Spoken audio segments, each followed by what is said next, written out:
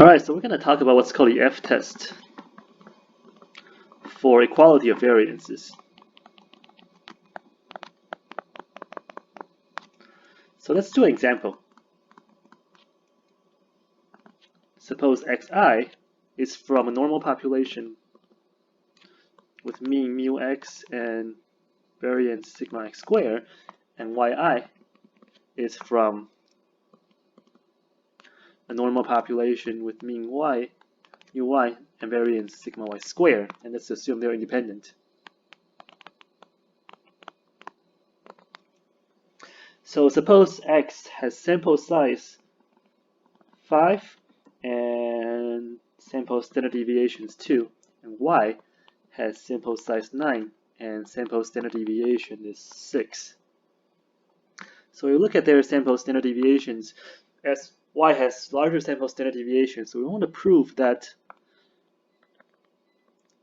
H1, we want to conclude that x has smaller population standard deviation than y. But we don't want to write these in terms of standard deviation. We want to write them in terms of variances. So we're going to put a square on both sides. And H0 is the opposite of H1. Okay. So before we do the testing, we want to convert these into fractions. So this is equivalent to sigma y squared over sigma x squared less than or equal to 1, and this is equivalent to sigma y squared over sigma x squared greater than 1. So the trick here is we want to put the one with larger sample standard deviation on top. So in this case, sy is 6, which is larger than x, which is 2. So we put y on top and x in the bottom. And the test statistic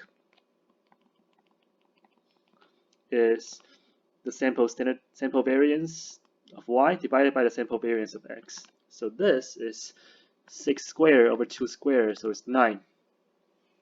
So this has the F distribution. The F distribution has 2 degrees of freedom. So the first one is this is the sample size for numerator. And the second one is the sample size for denominator. So numerator is y, sample size is 9, and denominator is x, sample size is 5. So the degrees of freedom is 8, 4, and this is equal to 9. Alright, so we're ready to use the F table to look for a p-value. So the table on the right is 1 out of the 8 pages of F table in the book, because you have 2 degrees of freedom, so this table is huge. So this is just 1 page out of 8 pages of F table. But we only need this table for this example. So the first degree of freedom is 8, so let's look for 8. And the second degree of freedom is 4. 4 is here. So look down, look right. This is what we're looking for. Now we look for the number 9. 9 is between these two numbers. So that means our p-value is between these two numbers. So the p-value is between 0.05 and 0.01, which means the p-value is less than 0.05, which means we can reject H0 at 5% level and conclude that H1 is correct. So we can conclude that X has smaller population variance than Y, or X has smaller population standard deviation than Y. Alright, so let's do a different example with the two-sided test. So let's move this over. Let's erase everything. So let's do example. That's two-sided. Okay. So same assumption, x and y are independent. They both come from normal distribution. And suppose the sample size for x, in this case, is 6, and sample variance is 2.3. And sample size for y is 10, sample variance is 0.6. So we look at this, we notice that x has larger sample variance than y. So let's consider the two-sided test.